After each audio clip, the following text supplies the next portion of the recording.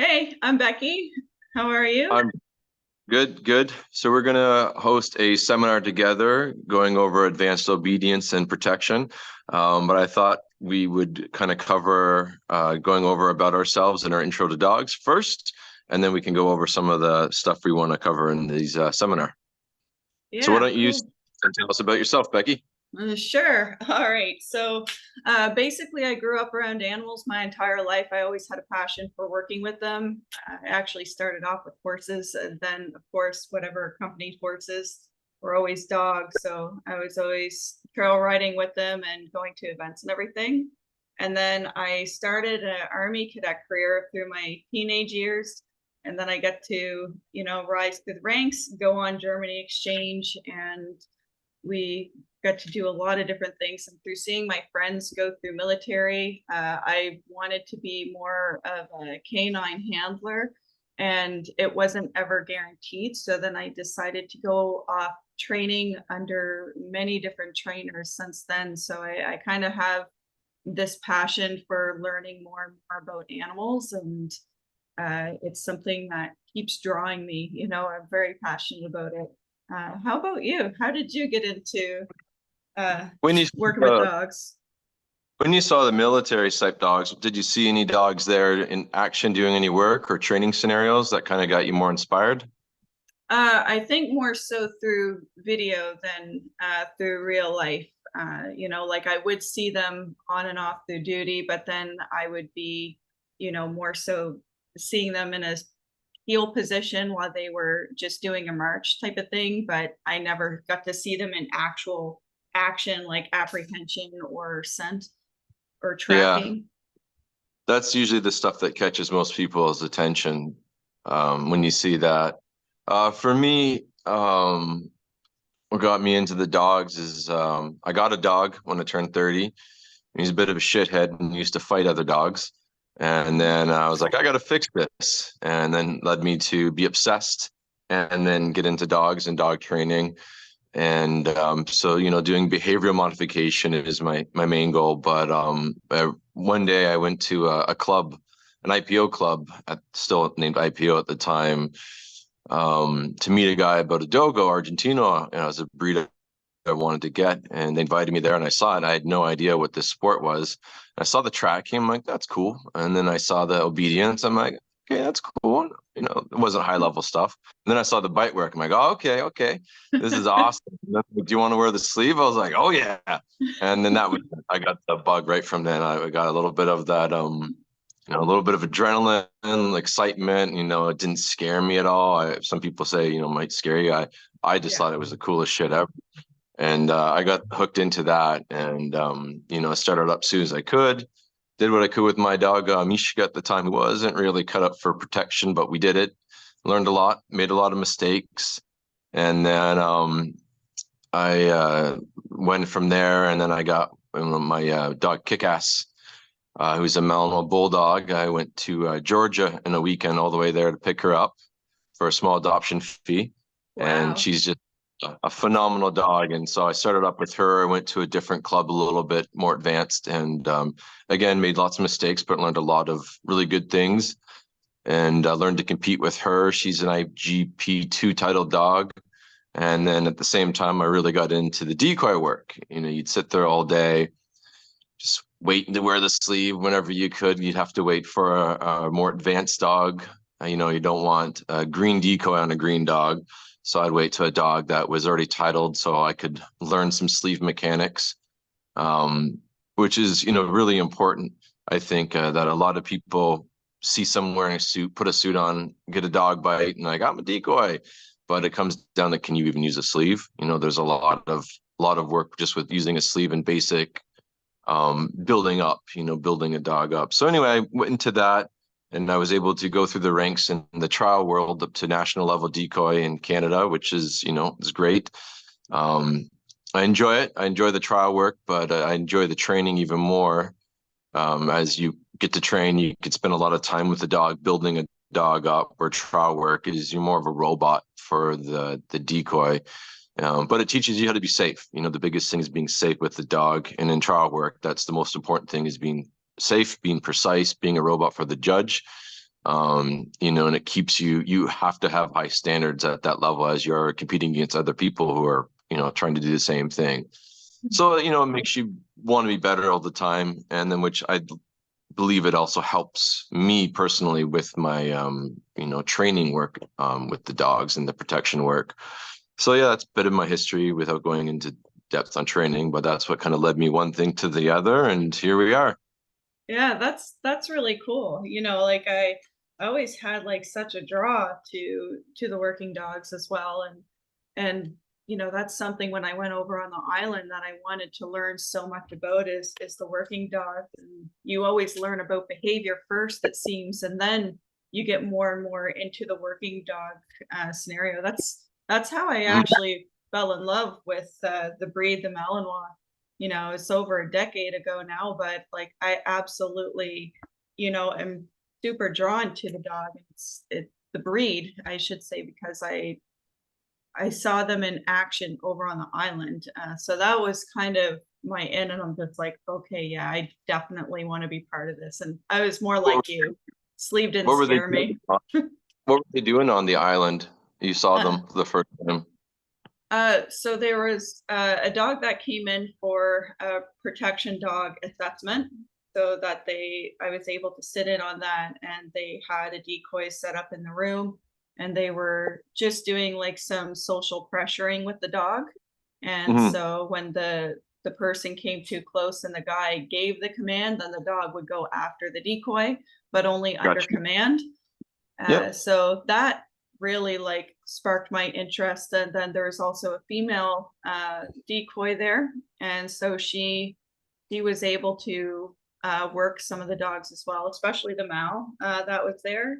And Mm. just seeing like them in action is what, you know, kind of caught my attention. And that's it's the intensity. Like I saw the Czech Shepherd on the Mm. sleeve, and then I got to experience him on the sleeve because it was so close. And I mean, I'm not trained as a decoy, so they had the dog super close and doing a Yep. bark and hold, and the way the dog was like barking at you and spitting in your face, I was just like, oh my gosh, this is just awesome. Like I was Yep. just like eating it up. I really enjoyed it. And then meanwhile, the Malinois was on place in the same room, just shaking, like just ready to go. And he's just like vibrating over in the corner. I'm like, but as this dog's barking at me, I can see him out of my peripheral, and I'm like, I want that one.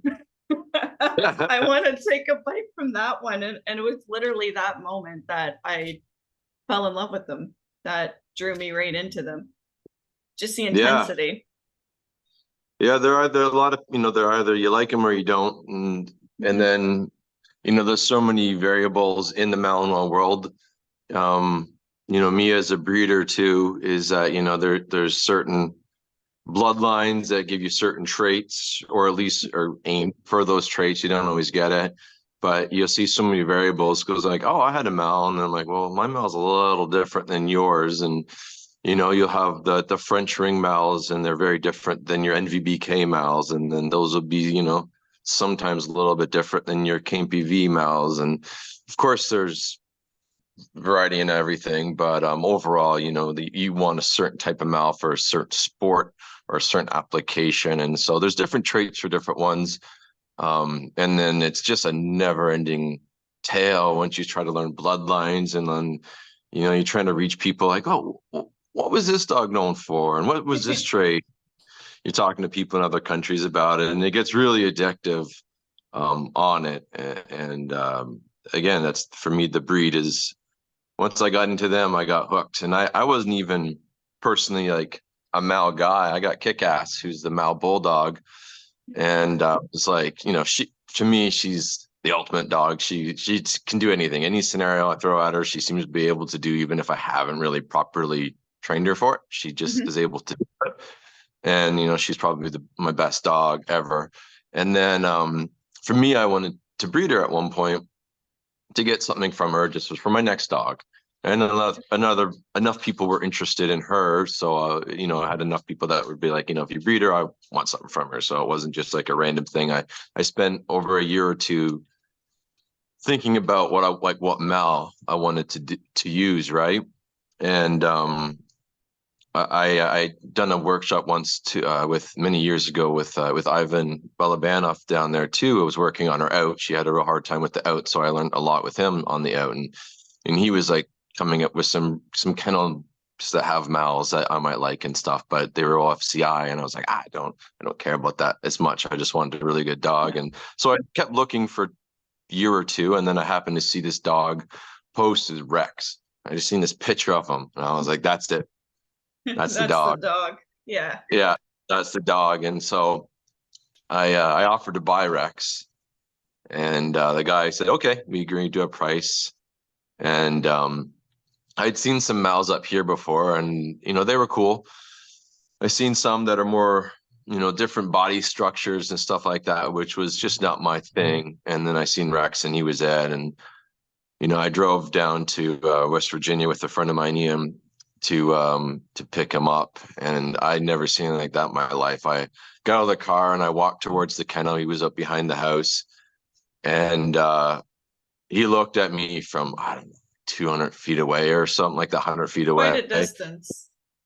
Yeah, and I saw him, and holy shit, I did a double step back, and just his presence, like, I'd never seen that before in my life. It made me double step back. I was like, holy shit, like, what is this? What is this thing? And I go down there and I look at him. He's just standing there, like, staring at me. And it goes to the corner of the kennel and pisses and stares at me. And then goes to the other one and pisses and stares at me. Oh, My yeah. buddy's like, he's like, you sure you want this dog? I'm like, well, we already drove down here. So, that was my first true mal, was Rex. And he taught me a lot. You have to be very fair with a dog like him. If you try using your ego or something else, maybe you don't have a hand after, right? So you have to be very smart with a dog like that. And it really helped me as a trainer, as well as understanding, you got to handle each dog individually, and a dog like this I never even knew existed until I got one. So yeah, he got me into the mals, and then some people would reach out about his bloodline because it was kind of not very common in North America and kind of hidden in some other stuff. So it was a special line. Everyone called him a special. Yeah, and that's so, really cool. Yeah, so he got me hooked on the mals, and now that's my thing. So I'll always have my mals, and just breed for myself. And if people like the dogs I like, then they're for sale for you as well. But yeah. Exactly. Yeah, no, I think that's amazing. I would like to get into, because you had mentioned that you like a very specific body structure and mentality in your dogs. Can you explain a little more in depth about like what kind of body structure you're looking for and why you're looking for that specific structure? Yeah. So for me, I'm honestly like, I know the type of dog I like, and the lines I use. The gentleman that's been breeding these dogs, Paul, for the last 20 years is already breeding, like, to me, the perfect dog. So his dogs are everything that I want, and I'm just trying to carry on his stuff over here because it's a pain trying to get things from Europe. And so basically a shorter dog, kind of stockier, thick bone dog, not a thin bone dog, not huge legs like a giraffe, a little stocky kind of dog, not small, but just real stocky, big neck. I like a big head, and definitely very importantly is the bite. I want a very strong bite. I want a dog that, just, I don't have to fuck with to get it to bite correctly. It's going to come out of the, and it's going to have big grips. It's going to have big pushing grips. I don't have to worry about a lot of stuff, especially if I don't have access to a decoy most of the time, as I know you're in the same boat. And, I can work my dogs until a certain point. And, I like that they do everything how I want. The other things as well as I want that strong character. I don't particularly like with my own personal dog, a dog that's too easy. That being said, it doesn't make you look as good if you get a really easy dog that's just very biddable and it wants to work for you, and you say no to it once and it's like, yeah, no problem. There's no fight. Like, man, I don't have that. Yeah. it can make you look really good, and you can do some Yeah. real cool with it. And you're like, man, you're a really good trainer, because you just, some dogs it's easy. I get bored with that, as I'm sure you do. And, I like a dog that's more of a challenge and is going to test me a little bit and give me a little bit of grief. I mean, when I'm tired, sometimes I don't, but when I'm, majority of the time is that's what I Happens. like. A little bit of a challenge, something a little different. And I like when I bring my dog out, it's different than everyone else. So Yeah. that's what I like. And, they need to be athletic. I need a dog that can jump correctly. Um, doing like your KMPV 6 foot wall, they need to be able to do that. Your meter jump. I don't want a big dog that can't jump. I also like them a little bit larger. Like Rex was 90 pounds. I don't expect them all to be that, but he's athletic. I like, 80 to 90, size wise for me is good. Yes. Yeah. Some people like smaller, and I get that. Some people just like a little bit bigger. And for me, that's what I like in the Mal. Yeah. Yeah. I gotta say, like, I'm the same way, like, especially after experiencing Viker, as my own personal dog. Like, I just, it's grips are something that I really prioritized in him once I discovered more about the working lines and more about the intensity of particular lines. I really, really enjoy that my dog could grip, and we were able to develop that. Like, I'm in the same boat as you, where I don't really have a decoy or access to a professional decoy to help me facilitate growing further with Mm, doing some more work. So, I mean, I've done a lot of solo grip development, I guess you could say, myself. And, sometimes, especially like getting into this, I find that people can give you a lot of flack for that. And, they're people just like, what is this? And people what's that? giving you flack in the dog world or any Oh, world. I was yeah. just Yeah, yeah, but I mean, like, I knew the thing is, like, I knew what I pictured in my mind. Like, before even talking to a lot of people, like, I knew what I wanted to see from my dog, and I just tried to break it down as much as I could with how little I knew at the time for my dog, so that way I could, try to facilitate him in order to have him gripping more powerfully. And I like you, I like the mm, push in style grip. I don't like the pull. I really like the push style grip. So that's something that really draws me into the dog and the character. So when you're choosing a dog, are you like, is grip your number one priority and then everything else after that? Or what would be your top priorities? Like when you're looking for your next ideal puppy, so to speak, mm. what exactly are you looking for in terms of what you see out of a 7.5 week old puppy, a 10 week old puppy, that sort of thing? There's a lot of things. So I'm going to look at confidence probably as number one. Mhm. I want that dog that's very confident. And for me, like I like testing puppies my way. I'm sure there's lots of different ways to do it.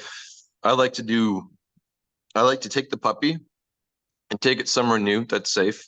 Even just a new place in my house and it's never been, put it down and see how it reacts. Does it, tails like look like a scorpion, walk around like he's been there a million times before? Or is it kind of like uncertain and it stays like that? Or does it go uncertain but gets over it like in a second? I rank all those things in my head. I want the most confident one. That being said, before I go anymore, is that what you see at 8 weeks is not always what you see at a year. It can flip flop from shitty to amazing or amazing to shitty and vice versa, like all over the place. But usually confidence is first. I want to see, how is that dog biting um, on just a toy, and I judge every dog individually from previous stuff. So if something's not just perfect and I see some other things in the dog I really like, I might take a chance on it. I like a dog with a little bit of character, one that's going to give you a little bit of sass, as I mentioned, even as a puppy. I'm looking for that stuff, but I think confidence is the most thing judging in a puppy. As an adult dog, I'm going to look at everything. as they go up. Some things that have set me off before would be like an environmental exposure to a dog. So a dog being, just going downstairs or going in a room it's never been before and it was like spooked. I was like, ooh, Yeah. that's just gonna fly for me. Even if you're a monster on the grips and monster everywhere else, if that spooks you, then I don't really want to use those dogs for part of my breeding program. Yeah. So, there's no dog's perfect. So you have to kind of weigh the pluses and the minuses and make sure you have more pluses than minuses and Yeah. make sure that minus is like something very small. So again, like you're going to look at the recovery rate on the dog. So if the puppy, again, goes somewhere new, gets over things Yeah. probably, or it got spooked by, I don't know, some loud noise, but it got over it in seconds versus it was shut down for a day, those are all things. So I look at everything when selecting a puppy. I'm hoping to get another dog soon on another breeding if it takes place. My plans in the next couple months. And so hopefully I find something that meets all that criteria.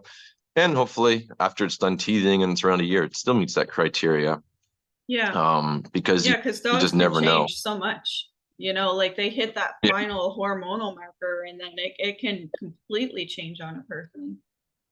Yeah, absolutely. And it's for better or for worse. So I always tell everybody, like, I'm going to do my best to pick you a dog that meets your criteria, but it's a puppy.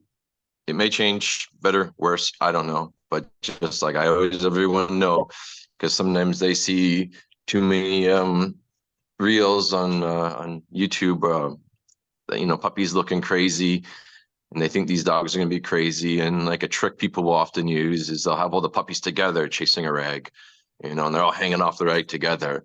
And then, Exactly. for me, that's why puppy one-on-one, because you put them all together and they have that pack mentality where they can work like little piranhas. And then you do it one-on-one and some are not piranhas anymore. So Exactly. You see it a it's a lot. yeah. I mean, I know how to make a really good video that sells. I don't do it because it's not true, but I know the tricks. Exactly. Well, I think there's something to be said about being extremely true to your line, though, too, because you're actually evaluating the individual dog for who he Yeah. or she is. And I think that is so vital, like if you're going to be straight with someone and doing business with someone, especially selling them a dog for what their needs are, what their lifestyle is, or if they're going into, protection sports, or if they're going into actual the line of duty, you can't be risking, say that officer's life by selling him the wrong dog. And like when you're talking police and military, like you have to have the right dog for them. Otherwise, it's not going to be any good on the street for them. It's not going to be useful, and then they've wasted a lot of time and money on something that isn't a match. Yeah, and some of mine, they've gone to I've got multiple dogs we've sold that are, doing on the streets doing work, and some of them have gone to people that have raised them and then sold them to vendors, and those vendors have done the training and done that, or they've raised them and then they've gone straight to there. So I try to tell everyone again, what kind of dogs I have, and sometimes the better dogs I have are, again, they're a little harder to handle than some. So I tell you, if you want like a super, super, super, super, super social dog that anyone can handle, and maybe my lines aren't for you. But if you want more of the one dog that's better just for like one handler, and once it is good with that handler, it's really bonded with that handler, but it's not going to be like, hey, just pass off to everyone. As long as they Exactly. understand that. So like that, and there's getting very degree in that. But I try to tell, I try to give I try to give like a write-up of what my dogs are and what they should be. Again, they don't always make that cut, like what I want them to be, but I give them like, this is what we're aiming for. So if this is what we're aiming for and you get it, then you got what we're aiming for. Exactly. Yeah. It's so funny because when I think back to when Viker was a puppy, I mean, the breeder that I used, he's a fantastic person. I still keep in contact with him. And I've been, juggling the idea of getting another puppy and kind of going back and forth. And it's I really enjoyed Biker so much as a puppy. Like everything was fun. Like he had the scorpion tail, as you were talking about, like the confidence. He also showed like when he got here, when he was, you know, kind of taken away from his pack and everything, he showed more of the animal aggression side. So when he was more one-on-one, he was just like targeting all these other dogs. And the horse I introduced to him really young, like at 8 weeks old, I had him at the gun range, I had him swimming, I had him, you know, involved in everything that I could, because I feel it's so important. And I think it's very important for even pet dog people, for anyone chiming in that may be into their pet dogs or even in sport enthusiasts, is that if you want to know what your dog is like, you got to take them everywhere. Environmentals are Yep. extremely important to see how your dog is going to handle surprises, life circumstances. Like, I was walking down the street with my puppy when Viker was a puppy, and a loud chopper bike went by and he revved it beside my puppy. And so Viker, of course, went like this, and I just grabbed the raw food and I started feeding him, and I went into like running back and forth and playing with him after the auditory, because I wasn't expecting it either. It was just caused me to kind of, whoa, what was that all about? Which I found was quite ignorant, because I mean, you're doing that loud. It was a very loud bike right beside a puppy's sensitive ears and everything. And if it startles me, they can hear a lot better than we do. And Yeah. the next couple of times I would listen near the street for when loud bikes were coming through, and I would work him around the loud bike. Then he never showed any deterioration from that exposure. But some dogs that I worked with, like really nervy pet dogs, they would be shut down, or the next time they hear that, it would like cause a trigger, almost like just a negative trigger. And then they're just like, oh my gosh, like their whole world is like completely, you know, shaken up by this one auditory noise, or could be a physical presence or anything. So Yep. is there something that, you know, like for the pet people that are chiming in, what would be uh, your ideal case? Say, you know, they have a family, they like to be social, they go camping in the summer, so you know that there's the potentiality of having other dogs, social interactions. They may think about putting the dog into daycare once or twice a week just to keep that social aspect. What should they look for in a dog when they're selecting their dog? Or do you feel like a breeder should be selecting the dog for them? Like, how do you determine, you know, what the best course of action is for someone to keep an eye out for when looking for their potential, let's say in this scenario, a pet puppy? Good question. It's a good question. First would be looking for breed, a breed that would best suit you. And that being said, there's vast different, you know, if you get a lab, there's huge variety in labs, right? So you can't say even just breed specific, but I'd say, you know, get some dog or mixed breed, you know, rescue dog even, but we'll stick with puppies for now. That kind of suits your needs. Mhm. So don't get, you know, a Turkish Kango and expect it to be a family pet and everything, because I got a lot of calls about people buying livestock guardian breeds, especially ones that are not, you know, watered down, maybe Great Pyrenees are a little bit, but still get calls for them. And then they end up being really defensive on the property. It's like, well, I'm Yeah. supposed to. Yeah. So, I mean, first Yeah. be looking at the breeds, you know, don't get a hound and then and be mad that it you know, howls. Sniffing and stealing food and Yeah, and it's loud. So, you know, just yeah. breed characteristics would be the first thing again. Look at a couple breeds that you like, and then I think if you look at a good breeder, should be able to select you the puppy for you. Backyard breeder, maybe not so much. And I use backyard breeder as in someone that doesn't care at all and is just doing it for a few bucks, and you know, they just put A and B dog together with no thought. So someone that has put a lot of care and is selecting what parents they're going to use. And then, you know, doing the little test again is when you go there, the dogs will say there's eight puppies, and they come running up to you. One that's staying back away from everyone. That one I probably wouldn't pick. That one showing me it's more fearful. Probably not the one I'm going to select.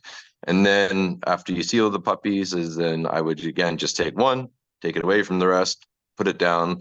And it doesn't even have to be the one that's the most craziest if you're looking for a pet, just the one that's confident. Because if you have a confident dog, it's less likely to be fear reactive to things. You know, we don't always need the most dominant dog in the pet dog. So the one that's really pushy, but just one that's not so confident, like that is more confident. It'd be like the first thing I'd look for. And that way we're eliminating a lot of the fear activities that could be genetically there with the dog. That being said, you know, you can still create issues with some dogs with incorrect handling, but that's a conversation on its own. So just For selecting a sure. dog on it, yeah, it's just be looking for a dog that's showing you it's confident, not super fearful. That'd be like starting one, kind of going from there. And then Definitely. yeah, breed specific, most confident. I think those would be the first one and two things, really. That's the biggest thing that anyone that doesn't know anything about dogs can see, really. It's just the ones that's from there. Yeah. Yeah. Yeah, so like making sure that you avoid the most dominant dog out of the pack, but also the most fearful or nervous dog as well. So you want something kind of like upper middle of the road type of thing for a pet home. Yeah, I think that's the best thing. Again, going with the breed that you're looking for, but though that would be the most important things I would look for if I was selecting like a pet for a friend of mine Mhm. or a family, whatever. I'd be looking for those characteristics, and then I'd get a little bit more in depth in that. But just for anyone that doesn't look for 20 different things that I'm looking for, like those would be the top Yeah. two things to look for when selecting a dog for your pet from a Yeah. puppy. Yeah, yeah, exactly. And then what about like these people that have, like these specific dogs, or it could be a rescue dog per se, and Hmm. they are struggling with behavior issues. Like reactivity is such a huge one, and Hmm. reactivity and aggression is such a hot topic. And how do you determine the differences between like your activity and aggression? And can the reactivity turn into aggression? Because like in my experiences, yes, it can, but it would be interesting to hear, your take on it, because I mean, you've also had a lot of dogs go through your hands in training, and Hmm. you said, some of your first dogs were very strong dogs. They keep life entertaining, but for someone else that wouldn't be like you or I, it would be like, oh my gosh, I have this dog and it's awful. What am I gonna do we go to the vet? Do we put it on medication? Do we send it away for training, board and train? Like there's so many options. And then there's, like people look at, behavioral youths, and they're not 100% sure like where their dog is on the scale. And then also looking at the owner itself, like there's so many things to look at. Looking at the owner, are they going to follow through? Are they going to do what it takes for the dog? So how would you, even just for, I say simple, it's not simple because reactivity can sprout from various things, but even dealing with something like reactivity, because reactivity is so common. Yeah. Yeah, those are my main calls is reactivity. So that's a long list of questions. So I'll do my best to. We can kind of go through them again a little bit if we need to, but Usually, like reactivity for dog reactivity, human reactivity are like my biggest things I get in for training. And they all stem, I think, I'd say 9 times out of 10 from fear. To see a true aggressive dog, I really don't think I have ever really seen a true aggressive dog. I've seen one dog that was like a true dominant dog, which if he did bite, would come from a dominant standpoint out of the pet dogs I've read. But that was like one out of a couple thousand.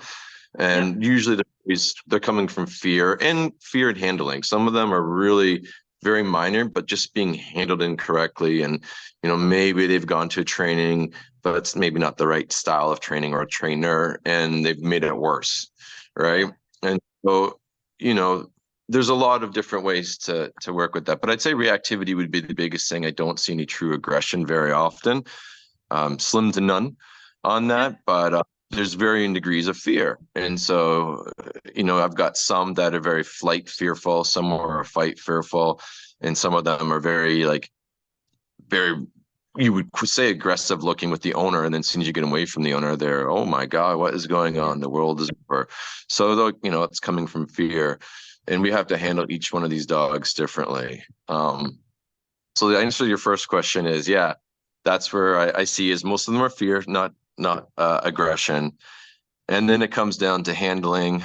And then, yeah, I'd say most people would definitely need to go to a proper balance trainer that knows what they're doing. And just like, no two carpenters or mechanics are alike, no two trainers are alike. And I think there's more varying degrees in dog training there is than in the other two I mentioned. So find the right trainer that's actually going to get you results, but is fair to the dog. And the biggest thing is for me when I'm trying to come up with a game plan with my board and trains is I need to come up with realistic goals and handling skills that the owner is going to be able to do.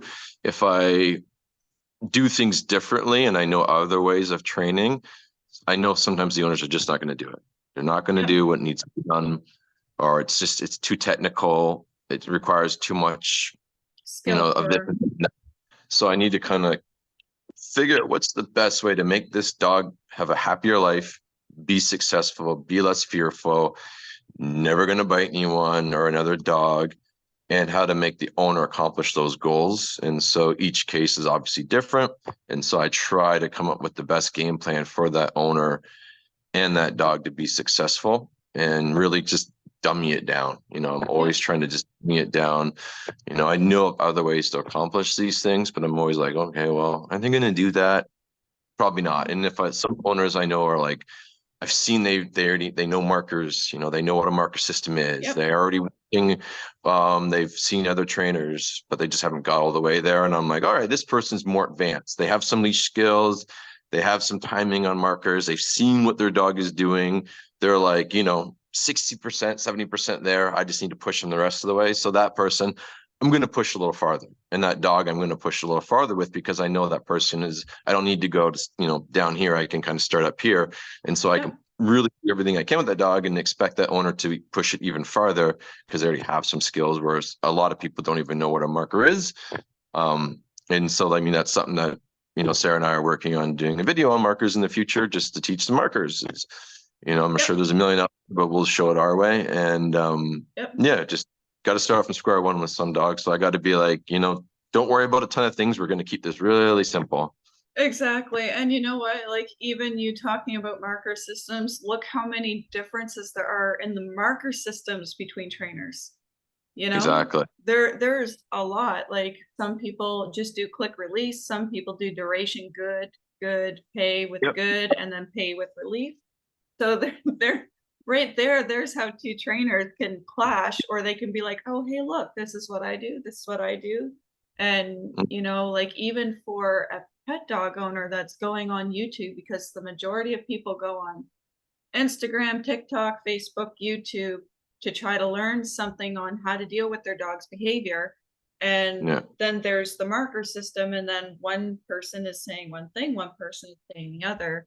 And I think the biggest takeaway for this is you have to use a system that's going to work for your dog. So whether you use duration marker and release or click release or mark release of some form, whether it's verbal or through a clicker, as long as the system is going to work for that person and the dog, and to make it less complicated so that the people can take the skill and carry that home with them.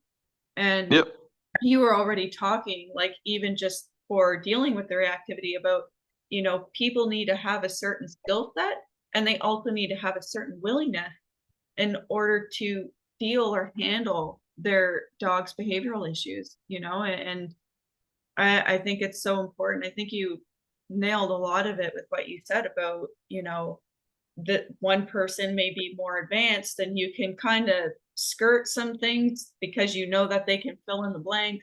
And then you can really go into, I call it like the meat and potatoes type of thing. And then there's others that have a behavior issue dog and they don't know how to hold a leash properly, or they're walking and they're tense, their shoulders are up there. Like you can just see it all over their face, and they're tense, they're nervous, and they're used to a dog around the corner and their dog reacting, and so there's it's just like an automatic response, just like you know, the Just, dog, here, the dog bowl being grabbed, like, oh, dinner time. This is the handler seeing another dog, and like, fuck, brace, yeah, yeah, brace. That's the same exactly. thing. And we have to coach them afterwards to be successful. So Yeah. You know, it's a big. oh, sorry. But You know, something that I do with my clients, especially ones that are dealing with reactivity, I take them and I give them one end of the leash. I make sure it's nylon for this purpose. And so I give them the handle and I tell them to hold the leash like this. So like right in between their fingertips. And I said, okay, I'll hold the other end and I'll just take the swivel of the metal and I'll turn it back and forth like this. And I'm like, can you feel that? And they're like, yeah, I can feel that. I'm like, okay, if you can feel this, your dog can feel this, right? Because if mm, dogs can feel a flea and itch, they can feel that feedback going to the collar that's on their neck. And then I yeah, take the leash and I take just my fingertips and I'll slide it along the edge of the nylon back and forth, yep, like just back and forth like this. I'm like, can you feel that? They're like, oh yeah. Yeah, because they can feel the vibrations through their fingertips. And I'm like, mm, okay, now think about it this way. When your dog sees another dog and you go like this, the dog feels everything. And, you know, dogs are so sensitive, they may even be able to feel your pulse through that leash because you're yeah, gripping it so tight with like white knuckles. And I said, not only that, you know what most people do, they wrap. So yeah, then the dog is feeling that all the way yeah, through, and that becomes a cue for the dog to get in this fire zone. Like, what do we do in protection? We grab yeah, them by the flat collar or the harness and say, pike up, we're ready to yeah, go. That's along the same lines of what's happening when they're putting the wraps on, you know, yeah. when they're, Very, very true. Yeah. Yeah, that's a big thing in coaching. And I yeah, think the dog training is, you know, training the dog, and a yeah, large percent of it's training the owner to varying degrees. So that's what we need to do to make them be successful with the behavioral stuff. And then when it comes down to the obedient stuff, you know, I switch hats a little bit when I do that, because yeah, it's a different ball game. yeah, As I'm sure you know, with doing your obedient stuff, you know, the training is a lot different and a lot pickier. You know, we're going to really be precise on everything in the that goal, and versus, you know, the pet world. Um, and so yeah, why don't we talk briefly a bit about what we're going to do here on this seminar slash workshop, I guess we'll say, coming up in June for the obedience. You're going to be covering, I think, primarily all of that. hmm, And, you know, I'm in here and there if I have something useful to say, but I'm sure you're going to have oh, of plenty of things course, on obedience. And then I'll do the protection. hmm, And again, unless you have something to chime in there, of you're, course, but I think that's what we'll cover. You know, I don't think we'll have time now to really go in depth on many of those things, but basically, do you want to give a brief summary on some of the things you want to do on obedience? Of course, it'll be a seminar slash workshop kind of thing. So we will yeah, go over all your, but we'll keep it open that someone comes in with, you know, a lot of times they come in with a problem. They don't have like a fresh dog. And yeah. so we're going to troubleshoot in your system. Exactly. Yeah. So I think it's really, I think what we're going to offer is going to be a lot of fun, number one, because we want to keep it as light on theory as much as possible. Like we need to make sure that people understand the main points of where we're coming from and how we're going to teach. But then, of course, diving into, you know, like you said, the troubleshooting, show us where you're at, and then we can kind of build on where you are going. We need to understand their goals. So, and I mean, this is kind of open for anyone because we're going to be doing a lot of obedience. So we're going to do more of a freestyle obedience. And what I mean by freestyle, I don't necessarily mean like dancing with dogs freestyle obedience. I Oh, mean let's hope like, too. oh, you know, sorry to be such a disappointment. So but like I really like the technical side of things on like how you move can also depend on how your dog moves. But then also troubleshooting, potential fading issues, movement issues. And I like the technical side of things about like how does your dog fall into the heel? And then, if you're technical with your freestyle, if we are going into more on the protection side of thing, like protection sports, like you're well educated in is just being able to take that freestyle. How can we turn it to competition? How is it useful in competition? And how can we blend, some of those systems together so that people can get, the highest outcome for this workshop. So I think that's really good too for troubleshooting at the sports stuff like dogs foraging or crowding, stuff like that would be really useful. And what's also kind of nice about doing the freestyle stuff, and even if you're not doing production sports, is if you have a energetic lab that's never going to compete in that stuff, but you want a fun obedience, and you exactly. have you want to burn off energy and build your bond, enhance your relationship, doing some obedient stuff that you're definitely going to cover would be great for any dog with any kind of drive. For Yes, that, even double dogs we can work with to build up drive, and that's a game in itself. So I think exactly. Yeah. it will work for anyone that wants to do protection stuff, personal protection sport, or that wants to just bring their Dalmatian and do some obedience with that. Exactly. Yeah, no, I think it would be a lot of fun because like this is how we can get into like, training durations. We can go into technicals because in obedience and protection sports, you need energy. So how can we bring up the energy? How can we develop the drive? Like these Mm. are all things that we're going to troubleshoot and help people target in as well.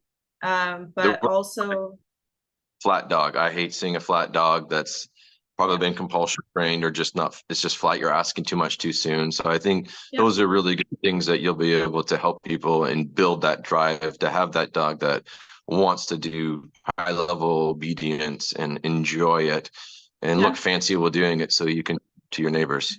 Yeah, exactly. Like, what is it like? Healing is like a business card in some ways. One of my trainers said before. So it's kind of Mhm. nice to have a dog that you can pop out of the vehicle and put in a nice, even if it's a street heel or focused heel, whatever, your purpose is, it can be for various backgrounds. And then, of course, I've done my own solo bite development and you've done your own. That's a- Yeah, exactly. So then that moves on to the protection side of things, like your IPO and your competition obedience and protection and bite and your troubleshooting and push versus pull. Like you've done so much in that area.